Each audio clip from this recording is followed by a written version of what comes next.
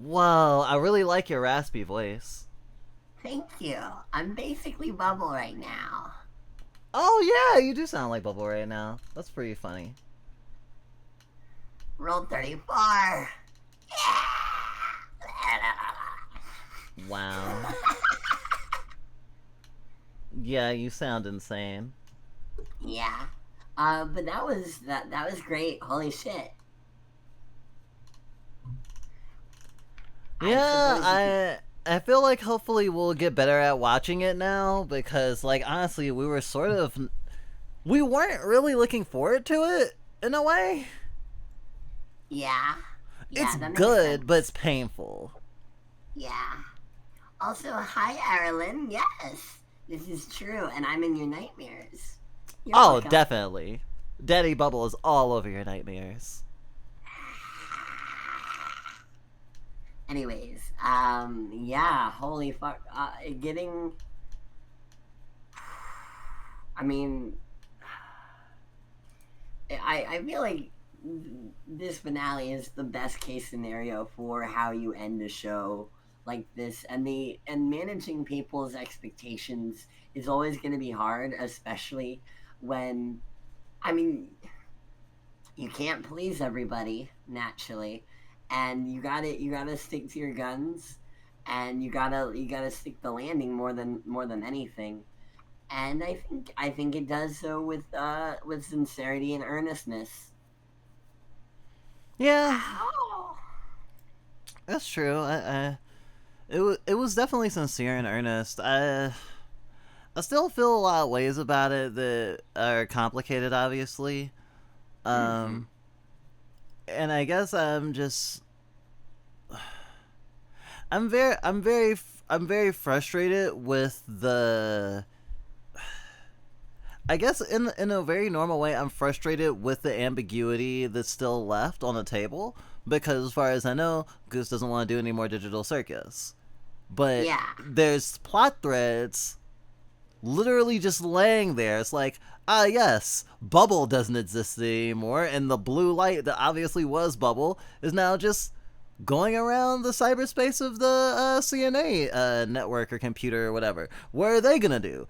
And there's That's the another. lesson, my friend. Like that's what the fan fiction is for. And that it's beautiful. Like we get to figure that out. I think I don't know. I mean, don't get me wrong. Like there definitely are questions to be had, but that's I think this give that I'd rather have that than like everything wrap up to the point where you don't even have the what if.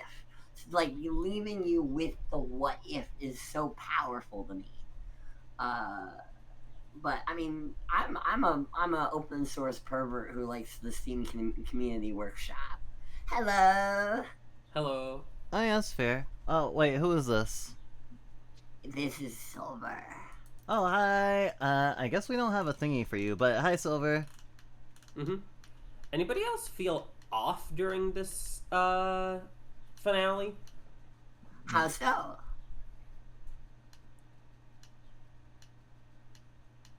Hmm.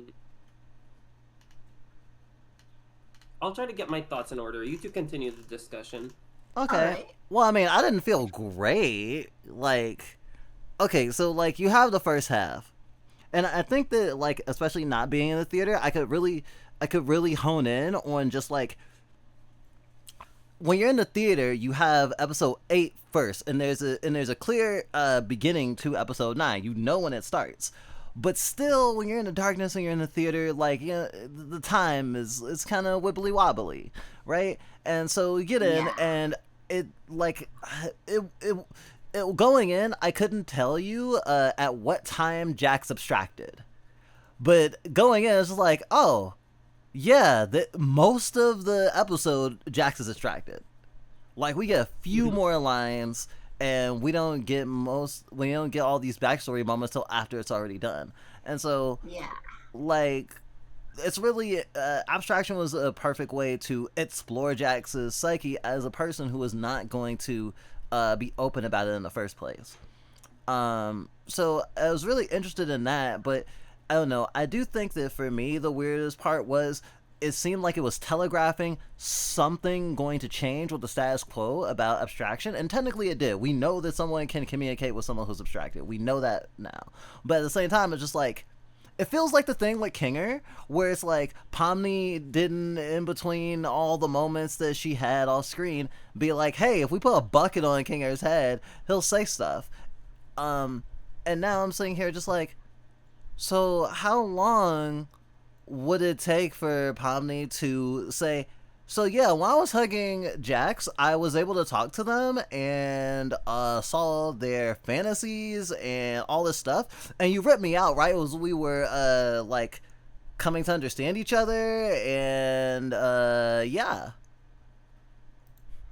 I mean, yeah, but that's just it, right? Like the it is not a, it's not a 100% thing. Like, sure, the data is there, but it's a, you know, abstraction is a, like there's no stability anymore. It's a complete collapse. And even though all the, like, all the stuff is there, like, it's a good metaphor for holding on to someone in your life that you treasured so much, and now that they're out of reality, it ends up being a doubly corrupting force. She was, Pomni was herself was getting corrupted, and if they hadn't pulled her out, then she would have ended up the same. And We so, don't know that though. Like, we take stuff for granted, the information that we got. I feel like the digital circus is all soft lore. It's all like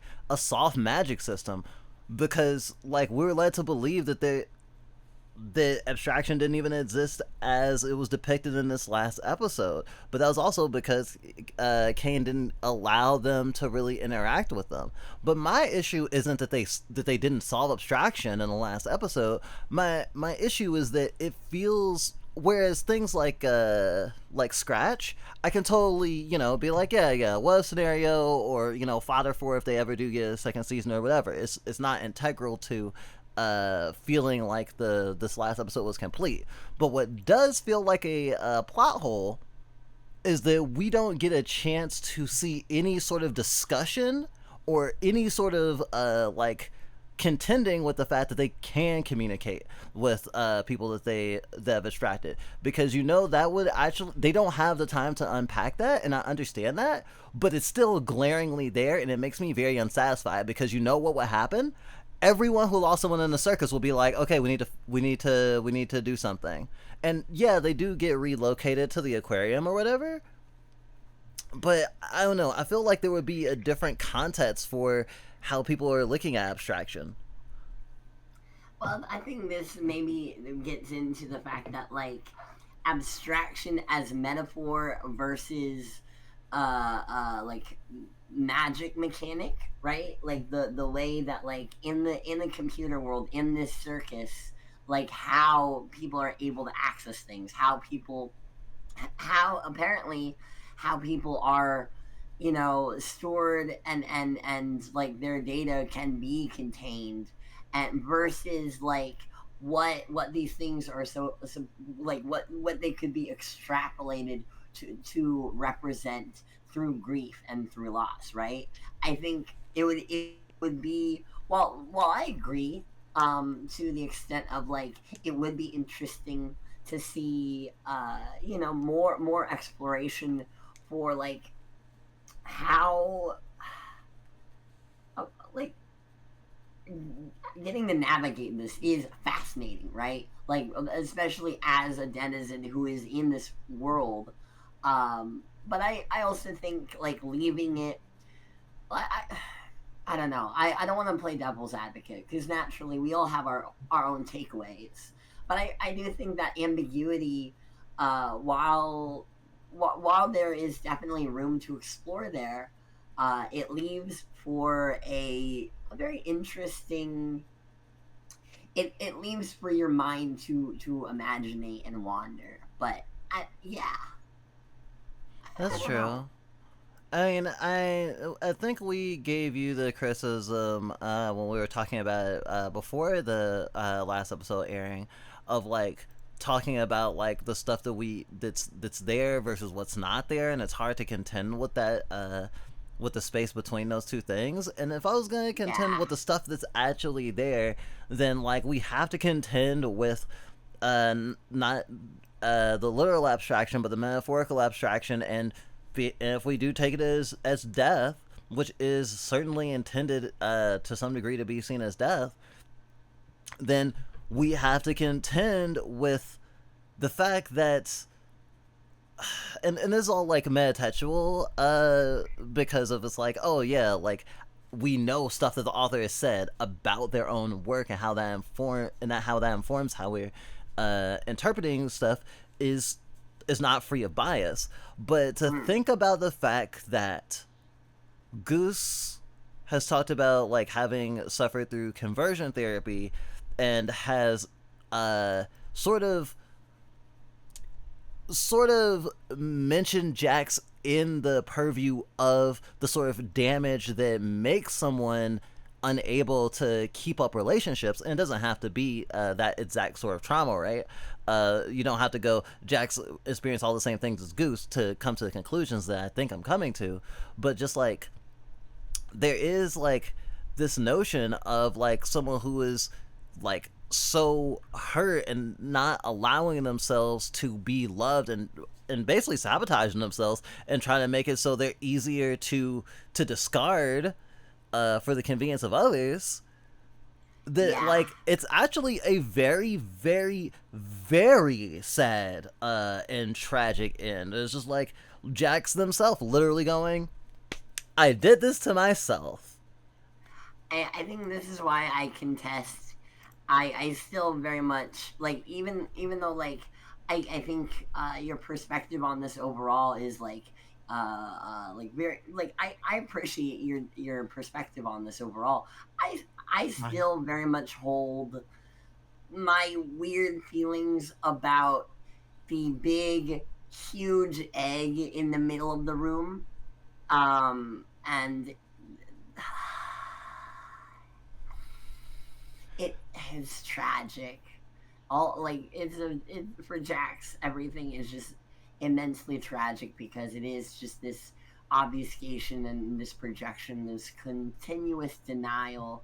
Because to acknowledge it would, I mean, it's unthinkable for Jax. Hence why, to be as caustic as she was, it's like, I relate a lot to it, and I've met a lot of people who've gone through similar, and it's hard to, after that episode, it's hard for me to see Jax the same that I did prior, and so yeah, I don't know. Well, yeah, when I see the backstory of Dracula, I really feel a lot of feelings about how Dracula ended up being really upset. And I'm talking about Castlevania Dracula specifically. Oh, okay. I was. Yeah, I know, it sounded like a bit. Oh, hey, It though. did sound like a bit. Hello. Yeah, no, I've been here. I wanted to let you know that I am covering up. Also, hi. I have something I want to say to y'all. Yeah? Is that cool? I feel yeah, nothing but the same way. Let him fucking go. You're just like, don't mourn Jax? Is that your take? Fuck him. Why? I just couldn't get by the person. It was most definitely also me looking at them and going, I share a lot of traits with you, but also I hate me too, so fuck off too. But a good chunk of that is also me just going, yeah, no. It's like just they just like they just did this to themselves, and they did the damage that they did, and there's not even like a chance for them to make amends or anything like that. It's just straight up. It's just straight up, I'm going to do this, I'm going to simmer in it, I'm only going to get worse.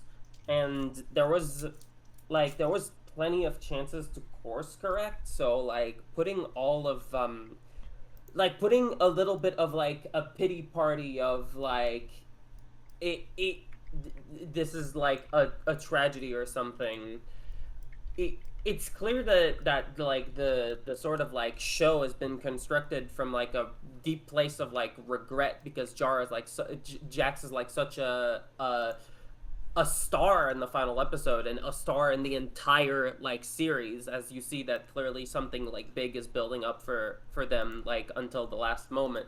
But all of that really amounts to is just like you weren't good enough to be honest to yourself or other people, or distance yourself or become better in any single way, and then you still put on weight on other people by killing yourself.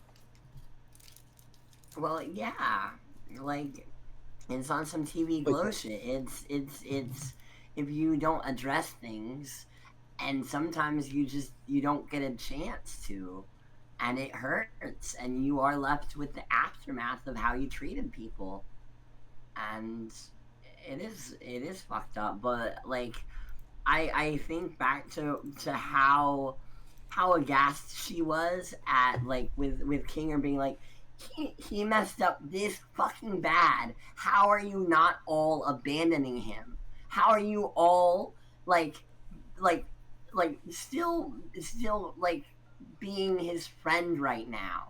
I've spent so much of my life like operating and navigating with the expectation that I'm gonna get abandoned again or mistreated again, and all of you fuckers are just you're still what is happening right now? And so like for Jax to for Jax to end up like, you know, what is essentially either the metaphor of, you know, suicide, or just, you know, not being in their lives anymore, but still the memories to remember, to be haunted with all these actions and regrets, and either you address it while you still have time, or, you know,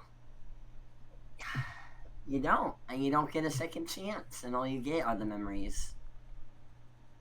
Yeah, I mean, I also think that it's relevant to, like, also remember the context of the conversation that, like, where everything deteriorated from with Ribbit, and like the contents of the conversation being like something that you can't take back, something that you can't make amends for, and in the way, especially in the way of wronging someone and then that person dying or not being in your life anymore, for you to even apologize to or try to show that you've grown from, like, that is like, from our own experience, we can say it's very heart-wrenching and makes us feel like our chest is caving in sometimes.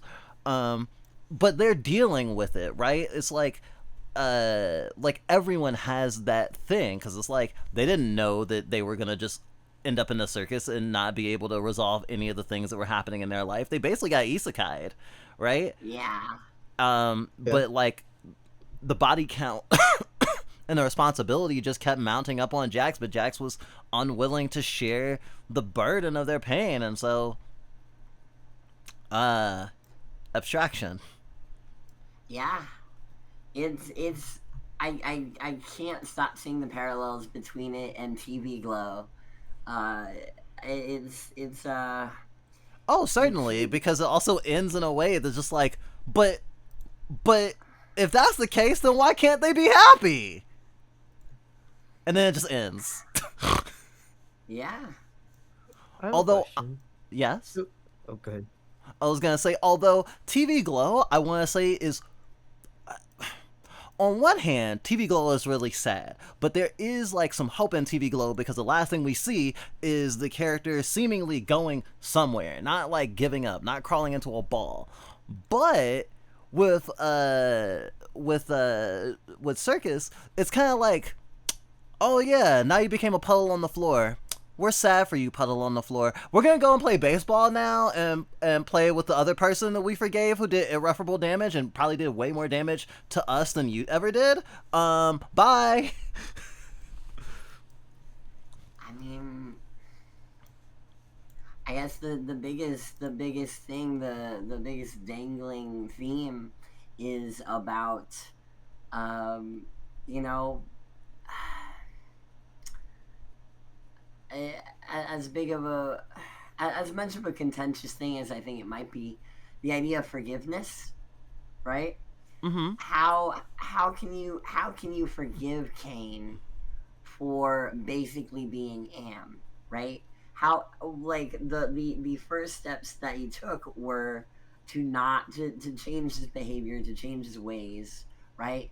But how, like, I think this episode, especially after this second viewing, it definitely has an interesting thing to say about, like, the way people transgress online and in interpersonal spaces, where you do have someone who essentially, becomes, becomes this pariah in a way, and, like, the time in which, like, and the reaction to that, like the way that you're either outcasted from your family or outcasted from your social group, and, like, it's hard not to, it's hard, for me at least, it's hard not to kind of take solace in the muddiness and the messiness, and I feel like it does a thing that I got really mad at Steven Universe's finale for not doing.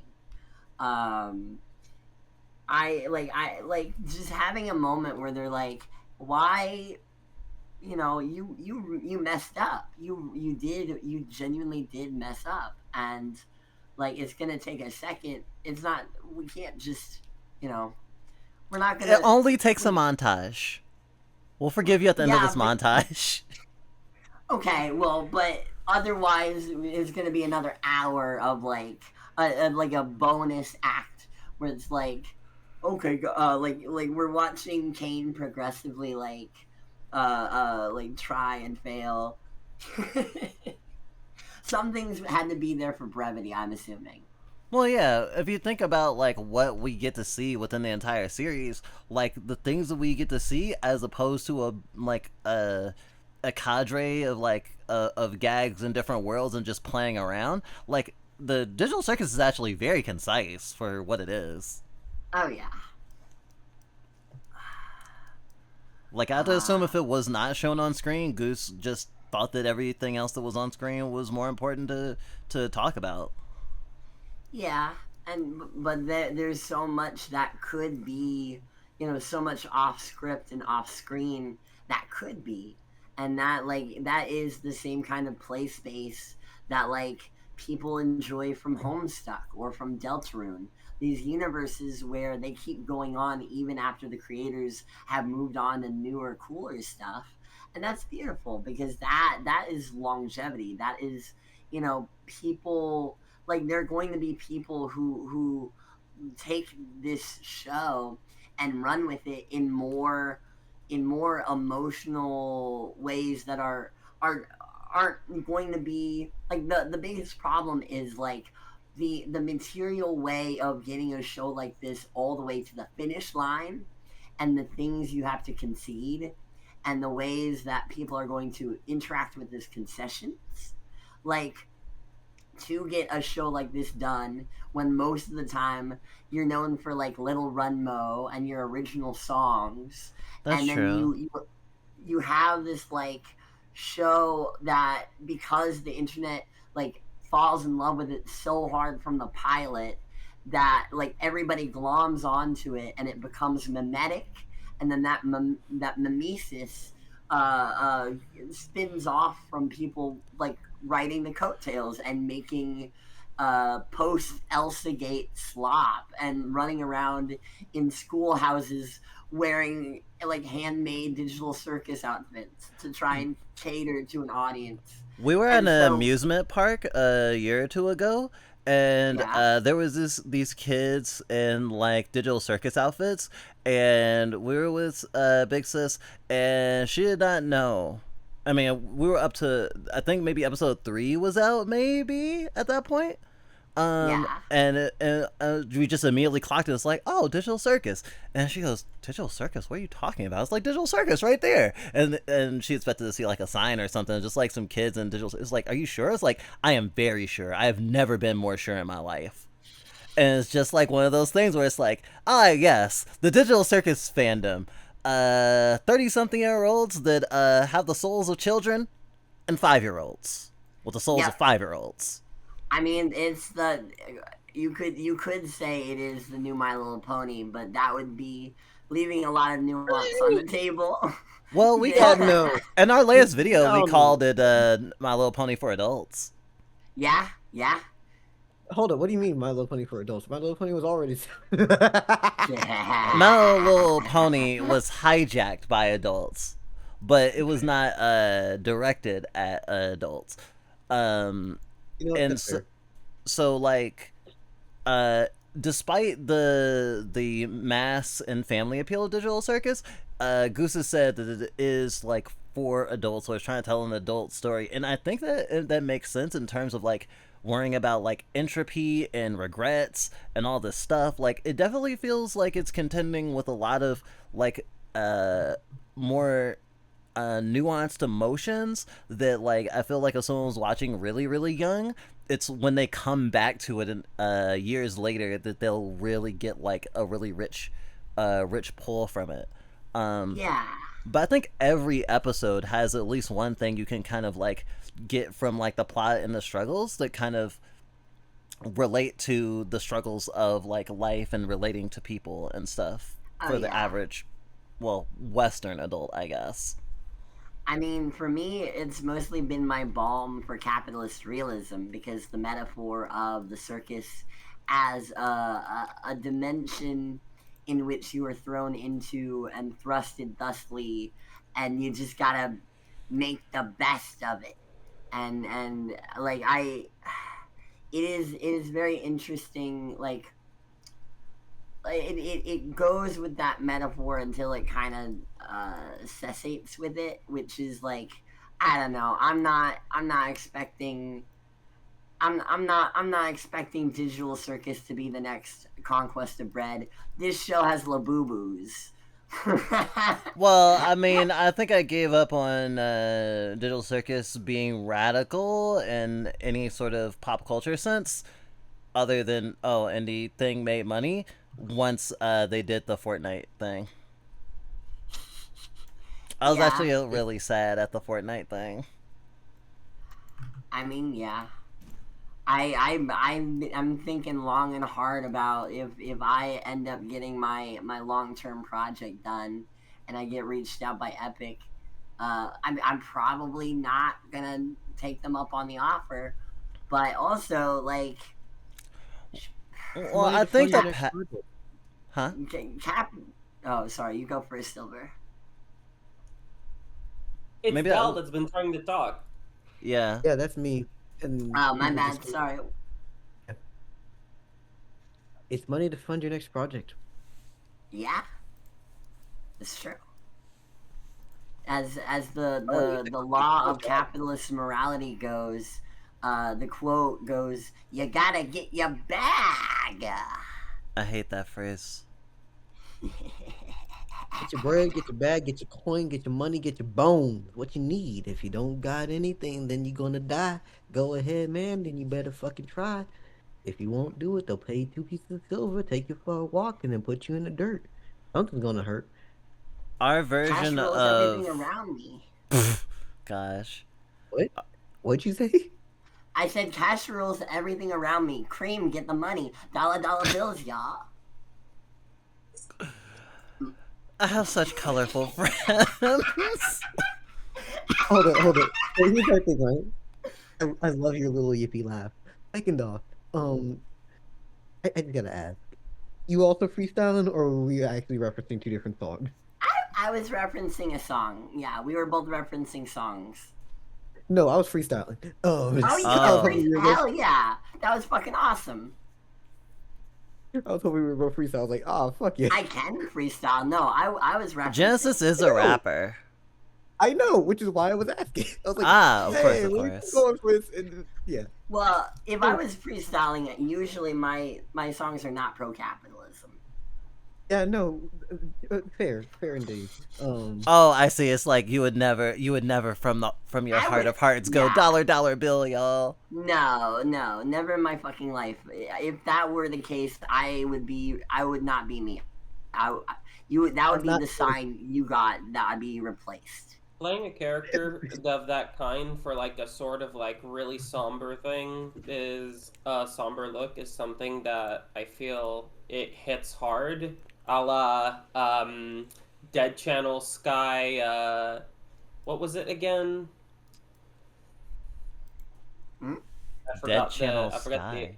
Yeah, from Clipping, specifically the song about like hunting down people who are off, like who don't have a microchip. Oh shit! Hold on, you're making me. Cool. Oh, dang it! I don't remember what it was called, but it had things called squips. So yeah, good riddance. Go you dance.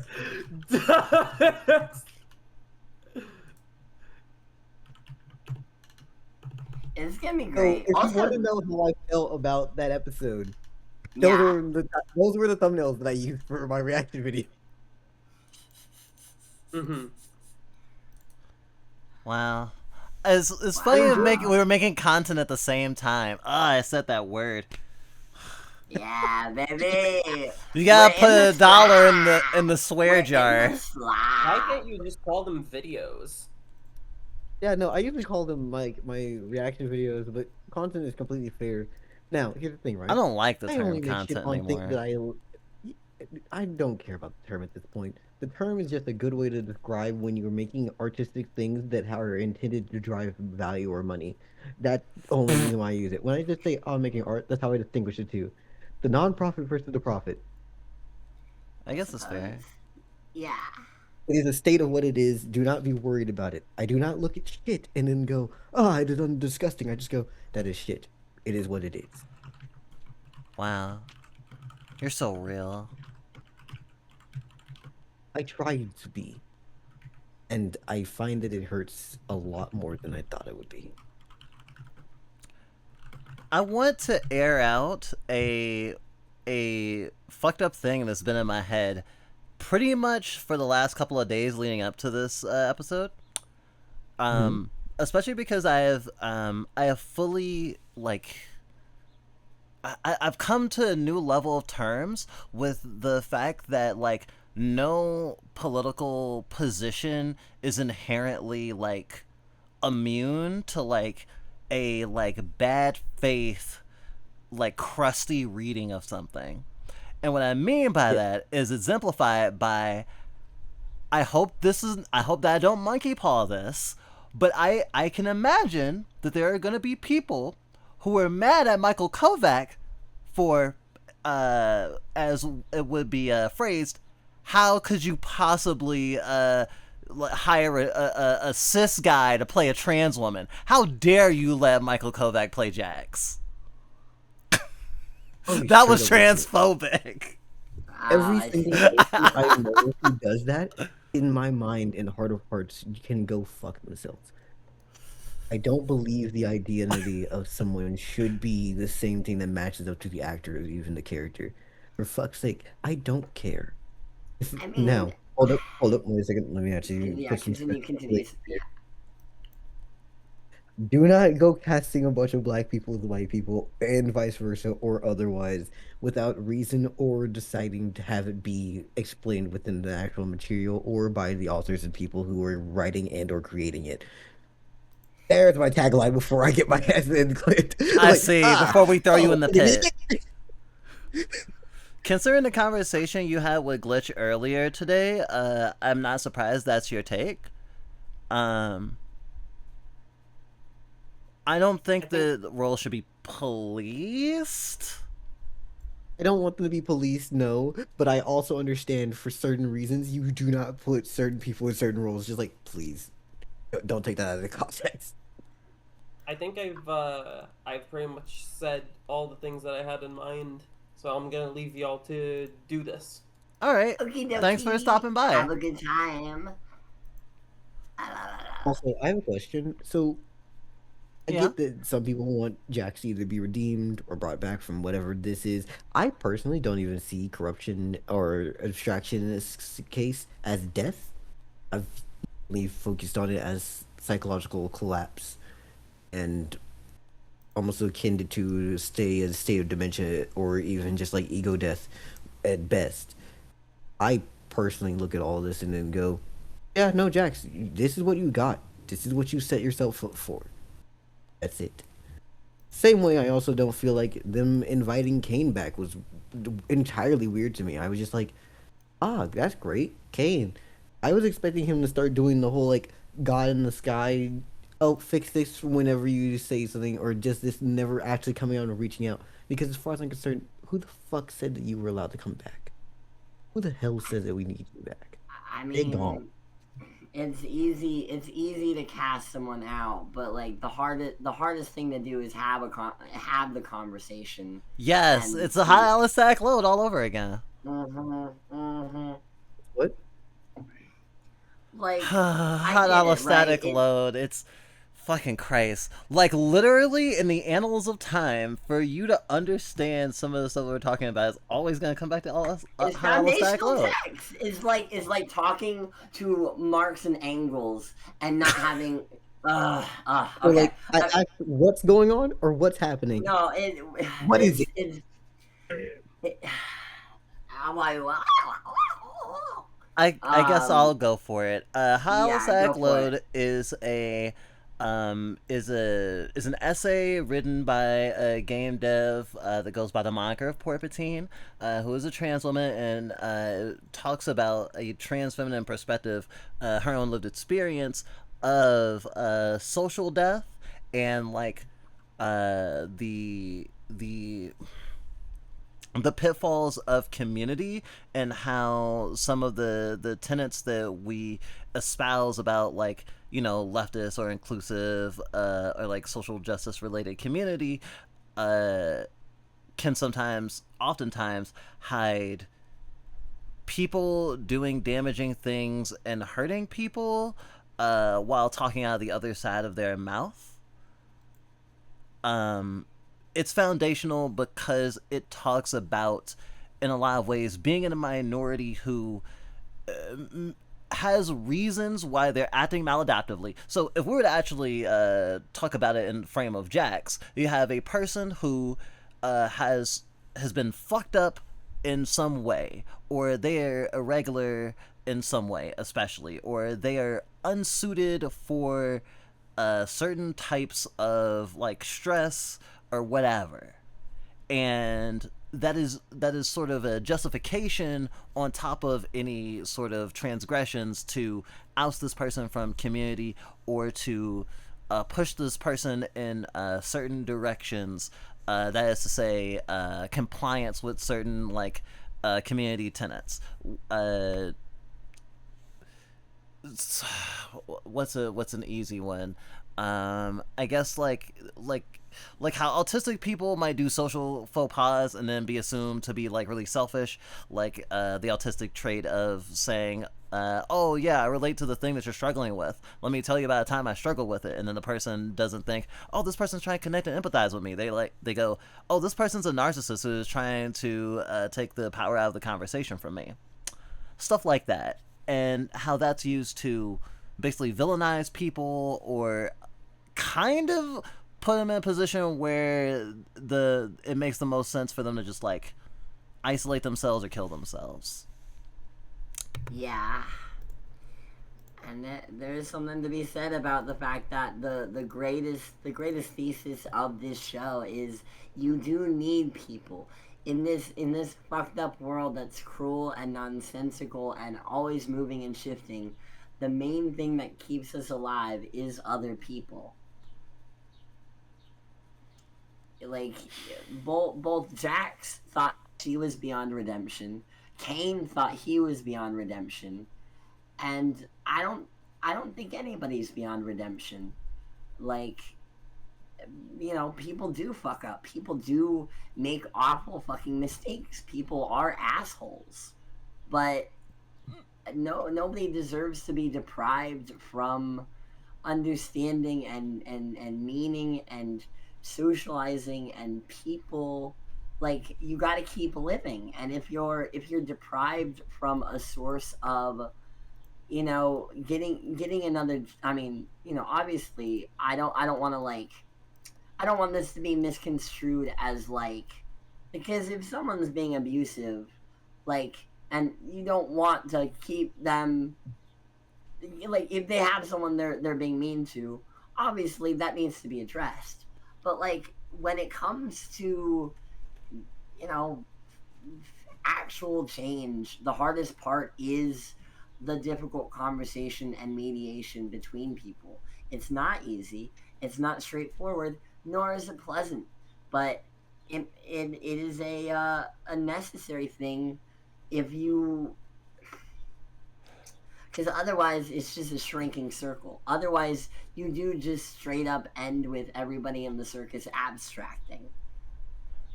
Because hell, like the old play goes, hell is other people, but it can also be your greatest solace. People can be awesome as they can be shitty and cruel and confusing, and the thing is, you got to be able to trust that you're not going to be left alone. And that's hard. Like fucking, that's the main thing that Jax, and like that's what ended up getting Jax, because she couldn't trust that there was going to be anybody for her. She couldn't trust that there was going to be anybody, you know. She was always on the defensive, always on the hypervigilance, always. Why on do the you still love me? I think is what Jack said towards the end there. It was one of the last lines that they get. Yep. You know, I'm also thinking about Gangle, though. Yeah. That's fair. And if we looked at their interactions from the perspective of how their bodies are living, that would mean a white queer person was villainizing or basically bullying and constantly humiliating a black queer woman. And we didn't even need to know what races that these characters were to see how toxic that dynamic was. But I just mentioned just how much worse it looks the more you examine it a little bit, and how in a lot of situations, let's say Jax wasn't dead or analogous to dead. In our world, if there was a situation where someone was treated like Gangle was, I would not be surprised if a whole social circle said, no, you can't be anywhere near anyone who hangs out with Gangle.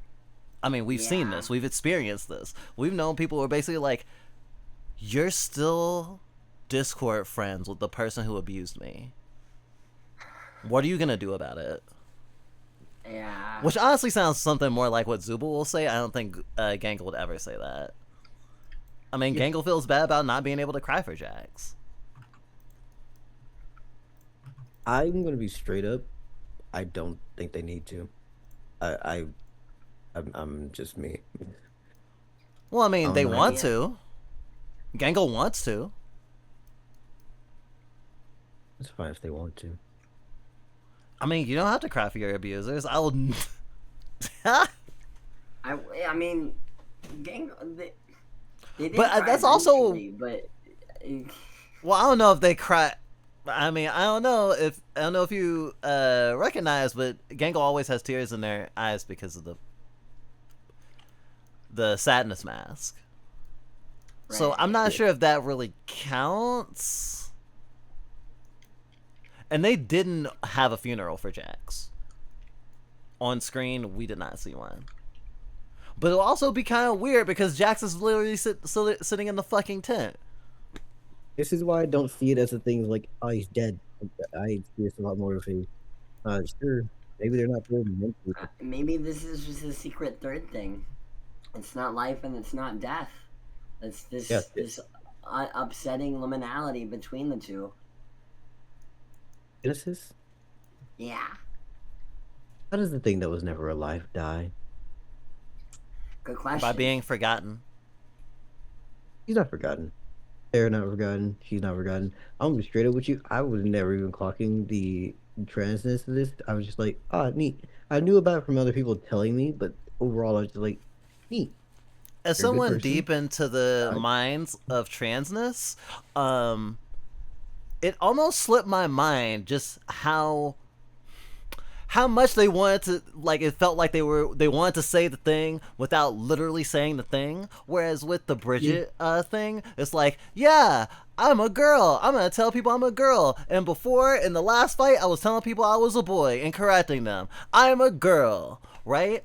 I think it's really interesting because, you know, they did the bow thing and, you know, there's a moment there, but they never say the thing. And of course, Jax never said what was the deeply personal thing. And we haven't seen enough of their interactions to really peep why Ribbit would go, the deeply personal thing was obviously girlness. Because as far as we know, no weird dress shenanigans happened before Pomni got there.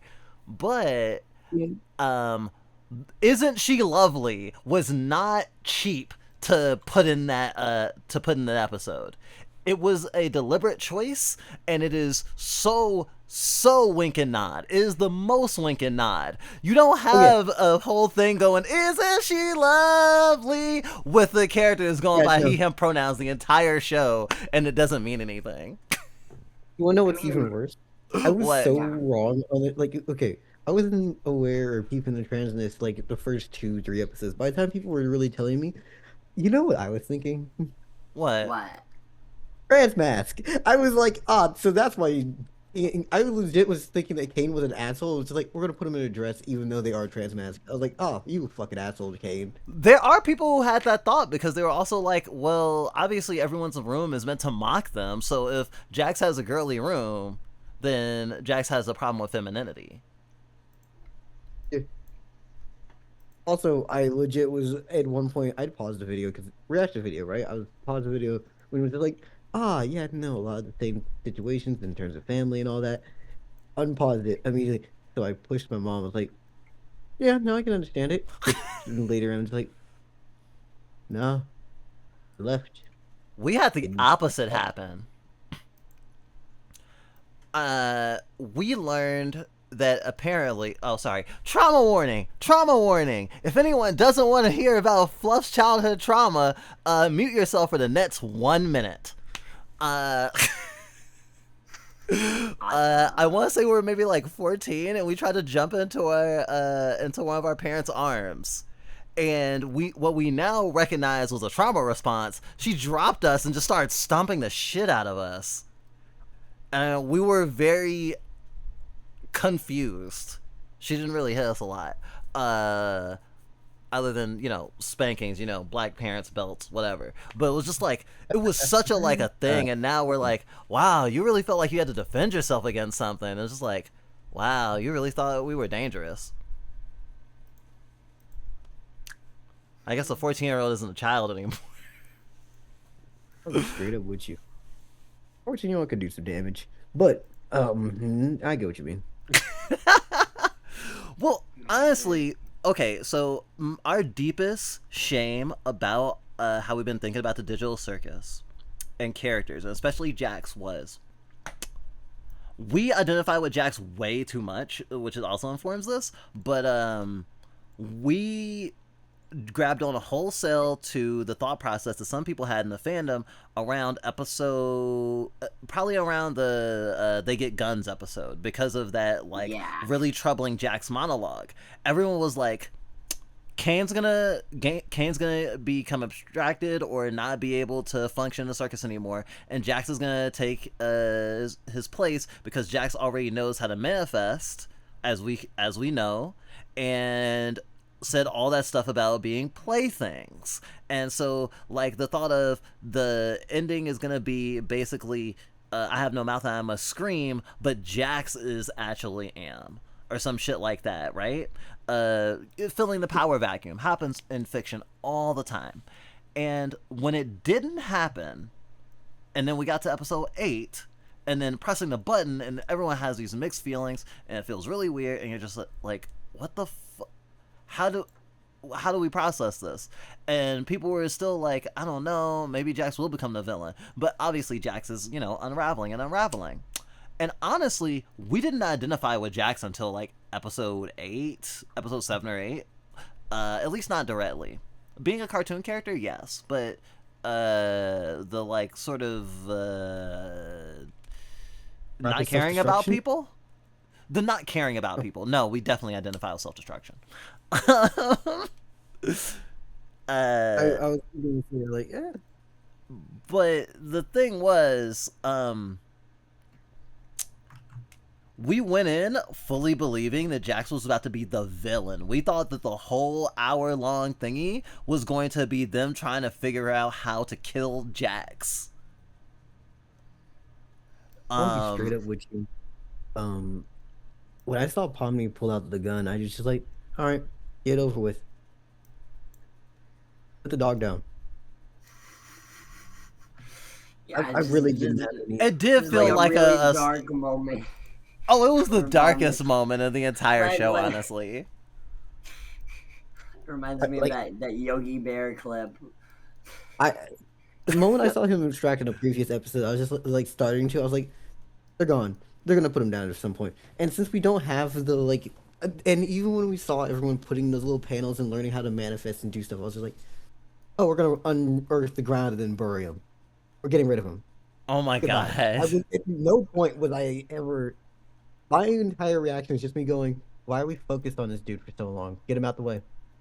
Come on. Jax is the deuteragonist of the digital circus, though. That's the thing. Yep, kill him. Got one. Why the fuck is Kane back here? I mean, if that's what the show is about, like... I know. This is just how I felt. No, your feelings? Your feelings are your feelings. That's essentially how I feel about Steven Universe. So I can't fault you too bad. Also, I didn't ever interact with the online community for this, so I have completely just based off of what I saw and what I was experiencing, and I never looked at any socials for Gooseworks or any of this stuff. I didn't look at any of the controversies. I didn't look for any of this. All I ever to experience was just the episodes themselves. Yeah. That's a way to do it. I mean, I don't think I interact with media on that level very often. Like, sometimes I'll know very little, but I don't usually know nothing. Well, not once I'm at the end. Yeah, like, that's mainly just because I do the whole reaction thing a lot of times. So for media that I really enjoy and also don't want to get spoiled on, I just don't search it or look for it anywhere else from anyone else. Yeah. I go in from just my own viewpoint, and I like studying and trying to figure out my own ideas. But for this, it's a matter of, I appreciate Zubo. I appreciate Gangle, Kinder, all these different people. Finding out that they were copies of people, or basically their search history, I guessed that in episode 2. I was assuming that from very much the beginning when I started seeing them manipulate all the information and code about people. I was like, okay, that makes sense. So, to me, this is just not as fulfilling. And seeing Kane let go of the other AI was just like, what's going on? Shoot, I spent to the very end legitimately thinking that the other AI was going to either pop up or be a villain. Or do something, or be mad at Kane for doing this. I was like, Kane, what's going to happen here? Oh, you want to get a second new leaf? The other AI is going to show up, stab you in the heart, rip you in pieces, and we're going to see you go off and die. I did not. Oh, if this was a shonen anime, that definitely would have happened. Oh yeah, most definitely. But like, and this is a nice, happy ending. I'm appreciating it. I'm actually happy for the characters. But that doesn't. I don't know. I consider this a bittersweet ending. I don't think it's a overall happy ending. Yeah. Jax died. But hey, you don't have any remorse for Jax, so looking at it. Well, did y'all ever think about how they went through all the different characters, and they're like, this person became a cool artist, and this person hangs out with their friends, and blah blah blah, and then we get to Jax, and it's like, Jax can pay their rent. Pay rent. like it feels like if you're reading Jax as a trans woman, then that's yeah. that feels significant. I mean, It we feels made a post the other right? day. We made a post the other day that was like, they keep trans women unemployed to suppress our power. Yeah. Yeah. Oh, right, that was the other thing. The other side of what I was gonna say, that going in thinking Jax was gonna be the main villain and fuck everything and like possibly kill everyone, and then going and seeing, wow, Jax sure is a kick puppy. Oh wow, Jax is such a pitiable thing. Oh my gosh, they can't be happy. They can't let themselves be happy. Oh no, Jax is abstracted now. Oh no, the show is over and they didn't bring him out of abstraction. That's fucked up. But also, I thought Jax was gonna hurt everyone, and Jax was really it really just kind of mirrored the thing with, like, you know, queer people and marginalized people all the time. It's just like, yes, this person will be a big danger, and then it was like, actually they were sort of in need of help the most. Yeah, how come this lolcow isn't like doing like what? Where's your big blow up, lolcow? Where's your big we Oh my god, what if the, it's just like Jax's like IRL version, we don't know this actually, is actually like a fucking like personality on the internet and is a lolcow, and that's why they hide their face all the time. Yeah, I mean, my brain is just. Do me a favor and explain what that term means for lolcow, because I heard it. Never. So your turn, Genesis. Okay, so first things first, because I've been thinking about this. Do you know what a lolcat is from back in the day? Like funny. No. Okay. So essentially, it is a very sadistic form of internet comedy that has, I mean, mostly derived from more aesthetic places like Something Awful and 4chan and the like. But it is essentially a person who is either aware or most of the time not aware that they are the butt of a joke, a subject, when they are. I mean, as you put earlier, a personality most of the time, you know, either low masking on autistic or generally somewhere on the spectrum, but a butt monkey, an internet punchline, the Temple OSs of the world, or the Christina Weston Chandlers of the world, the monsters, the sadistic freaks whose internality you need not respect, because the only thing that they can be is a cautionary tale. The only thing they can be is someone not to be. And aren't you so glad that you're not them? Aren't you so glad that all you have to do is just point and laugh and marvel at how monstrous and weird and fucking not normal they are, and how normal you are in comparison? That's a lolcow. Okay. Sure. Did I go over? Did that not feel succinct enough? The best I got was Asmongold, and at worst, I'm lost because any of the real people names you listed off, I have no idea who the fuck they are. No, that's fair, because it's hard, because I don't want to, like, that's the problem, right? These are real people. I mean, one of the people I listed is dead. Would you consider Etika to have been a lolcow at the end? Etika? Because I'm starting to think about it under that framework, and I do think it might count. I mean, kind of. It's Let me backtrack for Dell's sake and anyone who's having trouble. I would say a lolcow is a person on the internet who is sort of like used as a I mean, they're the ball, you know? They're like the person at the lowest social ranking, like in social spaces. It would be that's not online. It would be the person that people bully, and the people who don't bully them don't respect them and sort of look the other way. The person who is disregarded and who is sort of like egged on. Yeah, but also egged on to be the punching bag, in a very specific way. It's not necessarily the person the person that you can like harass and there won't be consequences generally. Yeah. So, like, if you've ever read a manhwa or a K drama, the child that's being bullied by the rest of the class, everyone sees it, watches it, has it happen, and at the same time, who the fuck cares? In a lot of ways, yeah. I think the insidious part of the internet is also that it sort of auto exploitative. And it also matters like the sort of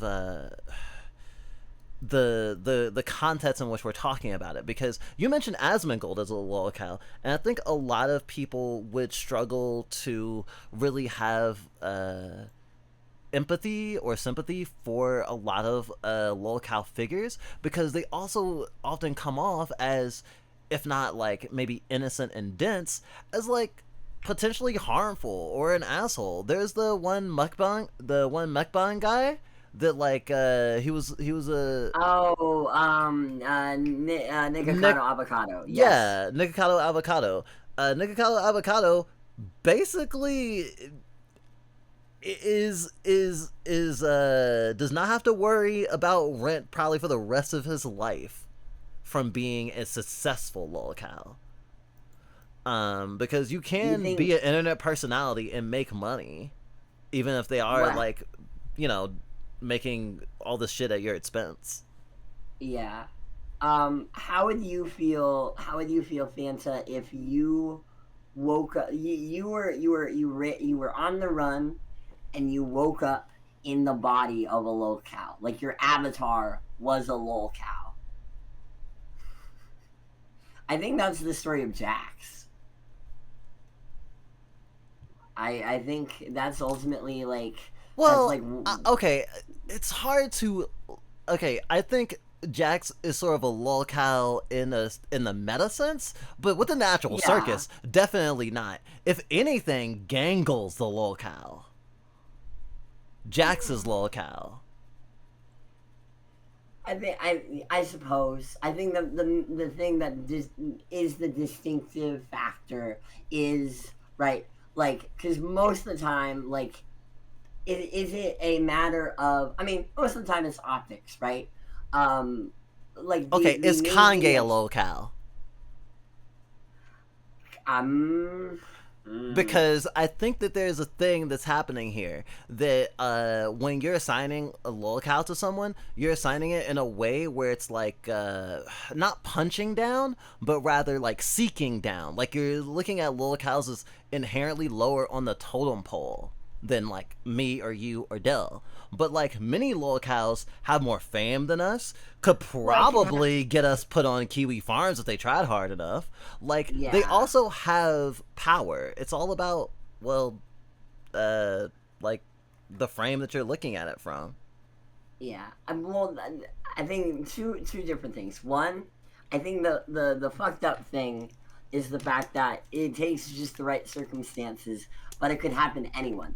The main thing is the fact that you don't have a sadomasochistic audience that seeks for you to unravel and go mad. Elon Musk is a lolcow. Oh yeah. Oh well. Yeah, but also fuck that guy.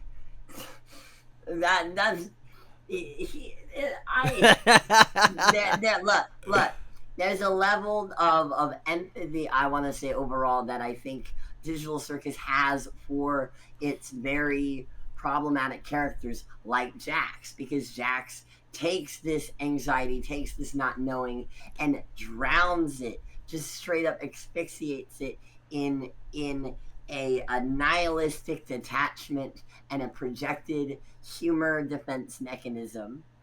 And so there is no chance to be the lolcow when you are the one kicking sand on Gangle. When you are the bully, it's hard to, it's schoolyard rules, right? You gotta show everybody you're not gonna get fucked around, because if you're the kicker, no one's gonna mess with you. But also, if no one messes with you, you don't have friends. you don't have a social life. You're just a bully. Sure are. And yeah, it's rough, but I think it's a beautiful, messy story, and I'm happy with how it all came together. It could have been much worse, and I know there are things that didn't necessarily get addressed, but overall, I'm given the zeitgeist of online indie animation, it could have been so much worse. It could have not gotten nuance completed. It could have been a pilot is and true. nothing else. It's true. That's what It's I thought true. it was gonna be for so long, and then we got a second episode. I was like, wait, it got more than just a pilot. Yeah. But yeah, I'm looking forward to the thing. I'm looking forward to the post circus thing that Goose works on, probably in a way shorter scope, way smaller scope, and hopefully without Labubu's. Sorry, Labubus will Oh, straight with always you. be part of it. Well, blind Oh God, boxes. I don't even know what the fuck a little boo boo is. good. Don't look into it. I'm not that worried either way, but I just want to say, if they wanted to make more, I'd be down for it. But I can also see them just saying, fuck it. I think Yeah. there's been a lot of stress, a lot of people doing a lot of fuck shit, a lot of people harassing. Yeah, that was a You big do. thing. Fuck all that. I I mean, yeah. How when you are when you're engaging with your audience, especially, you can easily become the lol cow. The pirate software became the lol cow. Like, Pirate Software is an interesting locale in the sense that they're one that like it's hard to. It's more difficult to sympathize with, I think. well, yeah, because he's a nepo baby, but also, Well, also because he I digs his mean, heels in the way that he does, and just sort of like, I don't know. I think he generally lacks a certain amount of respect when he talks to people, and like, I don't know, it talking to a licensed therapist about how everyone is wrong and how he's always right really fucked with me. wait, did he do that? Oh my god. He got on Healthy Gamer with Oh my Professor god. K, and Professor K basically, in the kindest words possible, is like, "You're not doing well, buddy.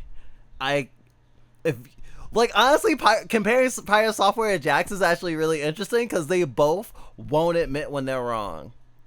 Yeah. And it's like, I don't understand why everyone hates me. And it's like, you don't. You don't? Although I feel like Jax has more self-awareness than Pirate Software. I'm. If you never have to ever take the blinders off, I mean, this is how, when you keep picking the same option, the chance at redemption shrinks more and more. Whatever redemption means, right? You keep making these decisions and doubling down, and the doubling down shrinks and shrinks and shrinks, and so it feels harder because of this sunk cost of your own decisions and the cruelty, and to admit any of this has happened would mean you would have to finally face up to all the things you did in defense, even if you had the root, like the root nugget of it being this hurt. It's a fucking long way to fall. It's a long ass way to fall. But yeah, I appreciate this discussion post the episode coming out. You mean this therapy session? I mean, essentially, Well, this for me feels and you, I don't think that Adele is emotionally rattled at all. this just needs to be a little more a little more neurotic, and then this just becomes an episode of Horseshoe Theory. Okay, so you're saying that I'm not emotionally rattled about this episode or about something else? You don't seem to be emotionally rattled, are you? I don't want to assume. I'm a person who doesn't say things out loud, and I'm not very loud about how I feel a lot of times. Also, I just had an entire dissertation at the end of my reaction video, so I kind of let things go. You forget that, like, I yap. I don't Also, know how you're long processing this for the first time, right? Yeah, I don't know how y'all do your like. I don't know how long the episode actually was. I know that the video I did was an hour long. It's about an hour. Mine's a little like an hour long, give or take, and it's already on YouTube. Funny enough, I don't know how to fucking load that fast, but who cares? I'm sorry, I just looked back. But I've released those feelings. I've already shared some of them. I do feel about this. I don't give a damn about Jax, whether they lived, they died. I do care about Gangle. I care about Zuba. I care about a lot of the people here. I wanted for at one point for them to escape, but I overall, I went from this story immediately, like episode 2 or 3, one of the other, right? Assuming that they were copies of the original people. And then at one point, I thought, maybe they are actually going to be able to escape. The moment that that was taken away, I stopped giving a damn about them trying to make it out because I fell back and just went, oh, no one's leaving, no one's going. They are people nonetheless. I still count them as human beings, even if they are just code. For goodness sake, as far as I'm concerned, the fact that you have neurons being fired through machine is no different than neurons being fired through flesh. It's still electricity making it work. Yeah, this is an anti-solipsistic message, regardless of whether or not whether or not people prove their interiority to you, whether or not people prove their allegiance to you. They're still people at the end of the day. Yeah. I still think that, in all honesty, I continuously, like, when I saw Kane breaking through, I was like, oh, is he actually going to let him go? Well, and I looked and went, oh, they're fucking the Google search results. All right, Kane, you can work from the shadows. You can hide. You can help. You can do all these things. But I wouldn't forgive you. I wouldn't look to you again. I would legitimately just say, go. When I saw the fucking giant gap that you made shapes and they fell into, jump. Go. You're a very vengeful person. I guess I'm glad that they have you to balance us out, but holy crap. But then again, in terms of Jack specifically, I'm pretty sure there's going to be overwhelming Jack's positivity from almost everyone I know. So I feel like this is going to be an interesting balancing me out, because I feel like as soon as I'm talking about Digital Circus to almost anyone else outside of this VC, it's going to be overwhelmingly people crying over Jax. Yeah. Like, I can get it. I understand why. Trust me, I understand. But the fact of the matter to me is, you did these things. People tried their best to help you. If this is a metaphor for suicide or even that, is it wrong? Me saying is it wrong is me asking for validation when I'm not. I'm straight up with you. In a way, I don't look to people who have decided to take their own lives as a sad thing. You decided to take your own life. That's what you did with your life. You can't ask for you to come back. That's what happened.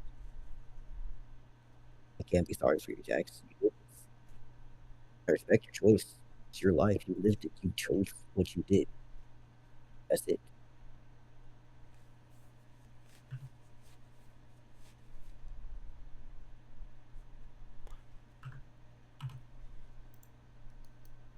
I can't fault you for that. Of like, sorry if I fuck up the vibe and everything, but like, that's. I mean, we respect your place in all this, and I mean, we definitely appreciate that fiction is fiction, so that we don't have to, like, at the end of the day, be like, no, you need to respect Jax. I mean, like, what you're saying does, like, have implications for the real world and what you think about people, and that's also, like, I don't know, like, I think it's beautiful that we're able to have this conversation at all. Yeah. I don't know. I like the idea that it, at least for me, like, it definitely informs how I'll treat people in the future. Yeah. How to treat myself. Fair enough. Like, for example, it's worth it to live to see what else is possible. Yeah. like, I don't fault him. I'm not gonna blame him for, hey, you ended it. It's like I don't hate you. I'm not against that. It's just what you did to people while you chose to be alive was fucked. No one here has to forgive you. Ever.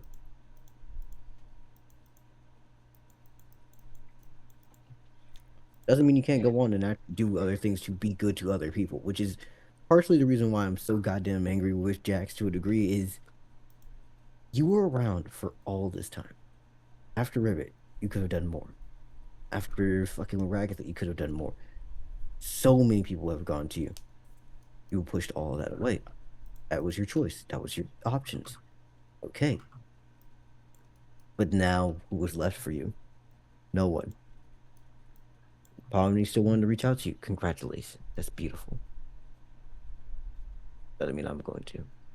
Pomni is the anti fucking Asuka.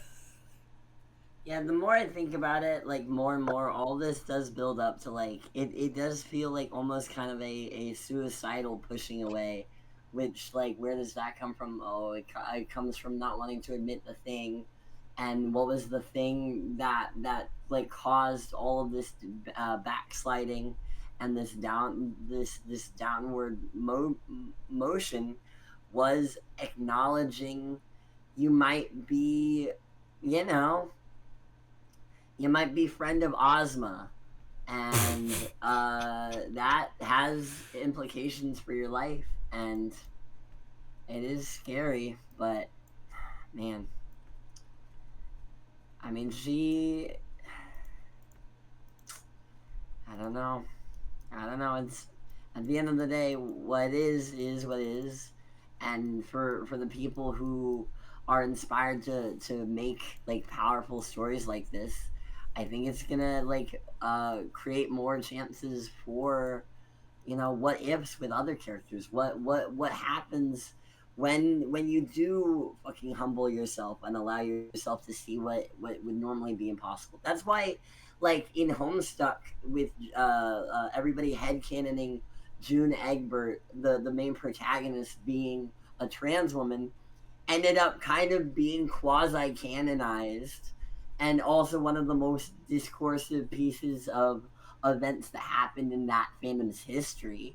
I think this is, like, I mean, y'all ain't ready for what's happening next week. What's happening next week?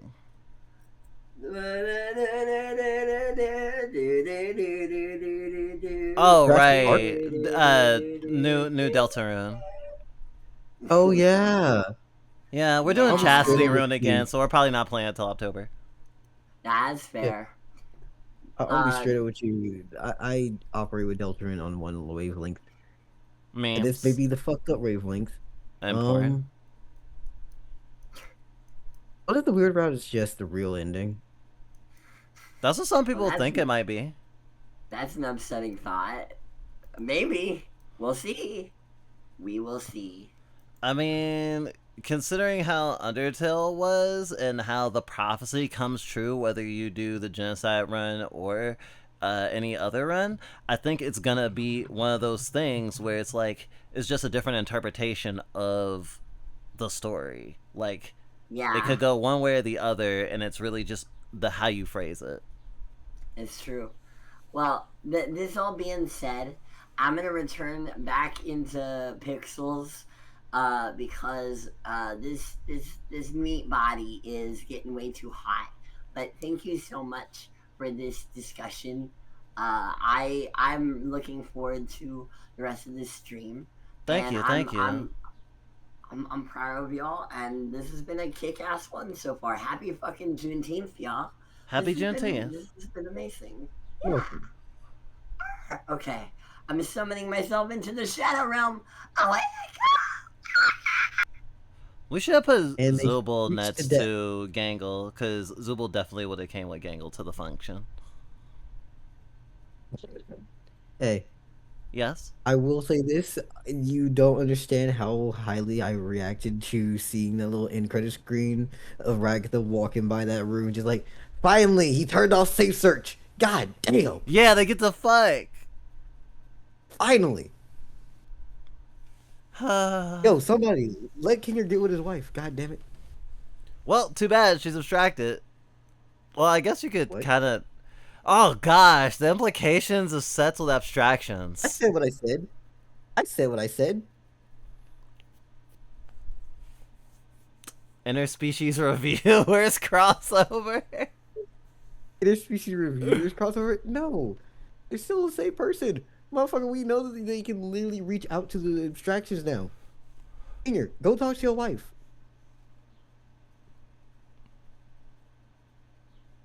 And if you need protection, yo, Kay, be useful.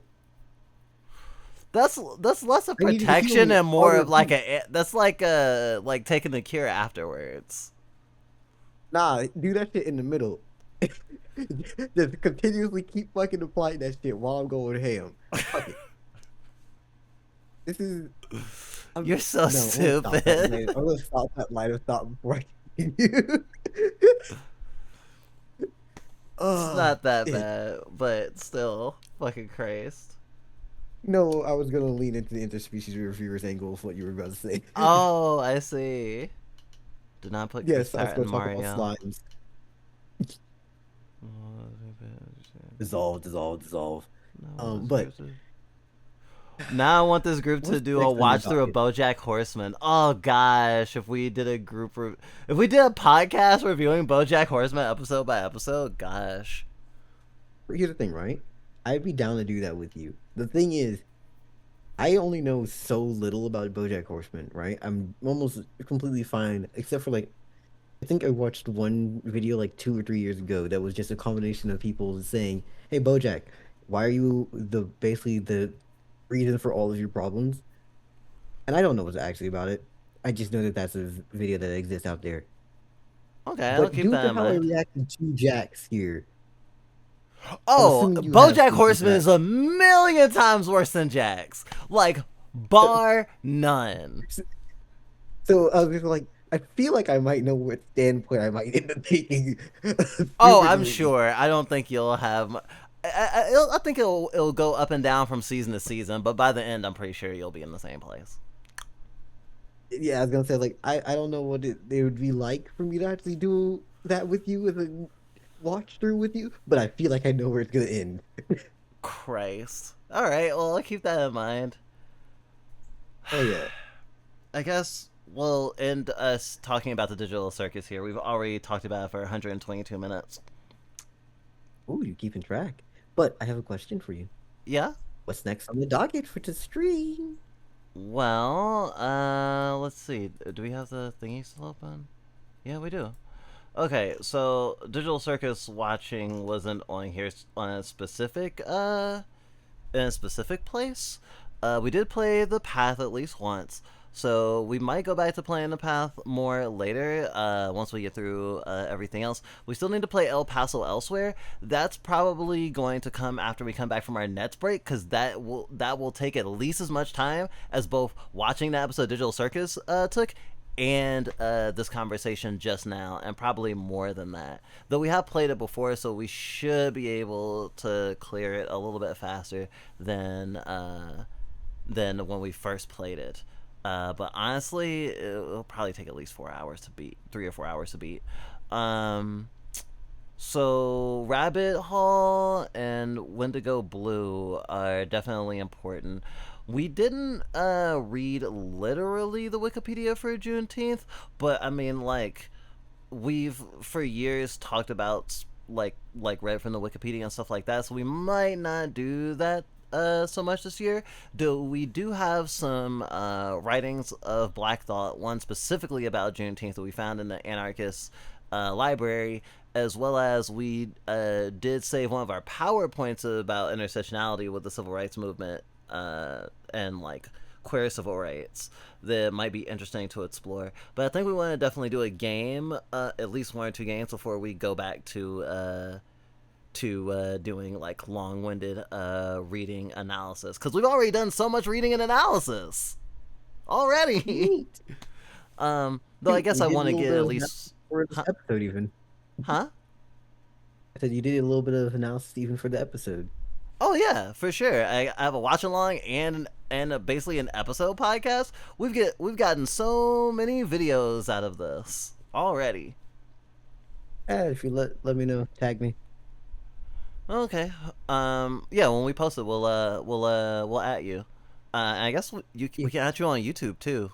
That's a thing now. Yeah, no, I was gonna say at me on YouTube, and then I don't know if you know how the collab feature works, but that could also be a thing.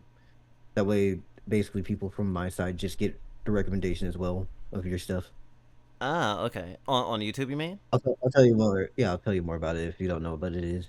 I've heard about it, and I know that it's like because it can literally come up in the title of someone's video now, and so it like comes up in both people's follower feed. I'm assuming.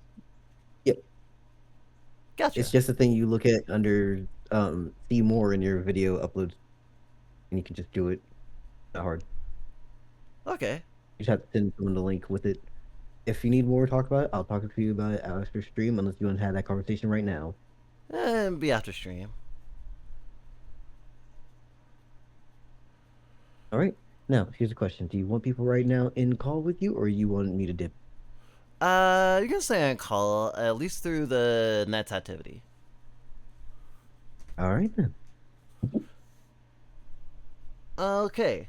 But as far as people who are watching the Digital Circus discussion VOD, thanks for watching, and